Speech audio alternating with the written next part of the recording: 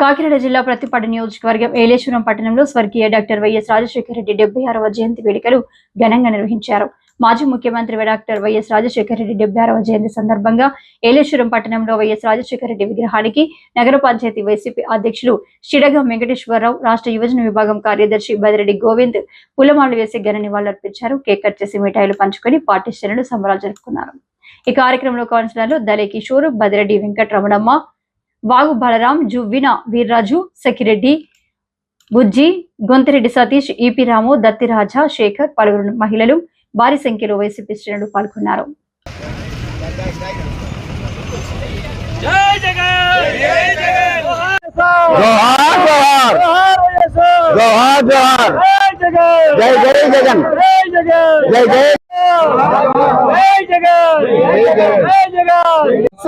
పదవి ఈడు సంతకాలు పెట్టి మెసేజ్లు ఇస్తాడు, అన్నం రప్పిస్తాడని చెప్పేసరికి నాకు ఇచ్చేసారా పదవి, ఇక చచ్చిపోయే దగ్గర నాకు పదవి.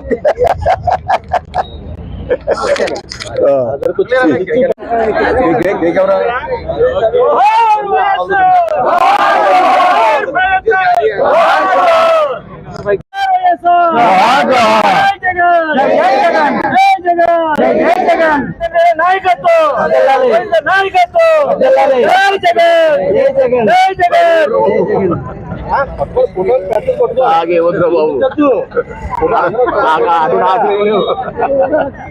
జై జగన్, జై జగన్, జై జగన్, జై జగన్. రాజకీయాల్లో అత్యంత అభిమానమైన మనిషి ఎవరైతే ఉన్నారంటే కీర్తిశేషులు వైఎస్ రాజశేఖర రెడ్డి. నేను రాజకీయంగా తెలుగుదేశం పార్టీలో పుట్టినప్పటికీ కూడా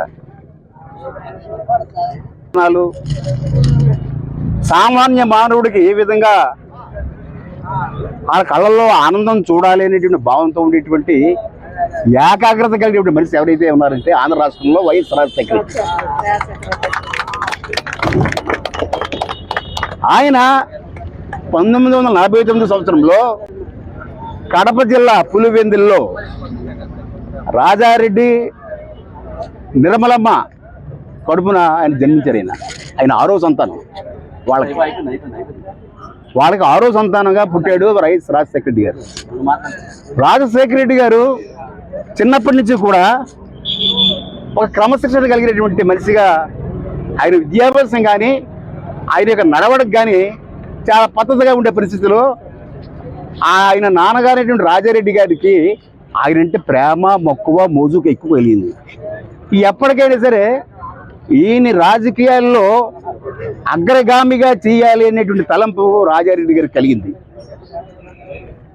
సంతానం ఎంతమంది ఉన్నప్పటికీ కూడా రాజశేఖర రెడ్డి మీద అంత ప్రేమ కలిగి రాజశేఖర రెడ్డి గారికి ఏం చదువుకోవాలనుకుంటే అది చదివించాలనే ఉద్దేశం మీద, బాబు నువ్వు ఏం చదువుతావు అని చెప్పంటే, నేను డాక్టర్ చదువుతాను నాన్నగారు, నన్ను డాక్టర్ చదివించండి అని చెప్పంటే ఆయన పక్కన కడప జిల్లాలో పక్కన ఉన్నటువంటి కర్ణాటక రాష్ట్రంలో బళ్ళారిలో చదివించారు. ఆయన లక్షలాది రూపాయలు ఖర్చు పెట్టి బళ్ళారిలో చదివించారు. బళ్ళారిలో ఎంబీబీఎస్ పాస్ అయి వచ్చిన తర్వాత ఏం చేయాలి? ఒకటే ఆలోచన వచ్చింది, రాజకీయాలకు రావాలంటే ప్రేరణ కావాలి, రాజకీయ సేవా దృక్పథం కావాలి అనే భావంతో ఆయన ఉచిత సేవా వైద్యం ఆయన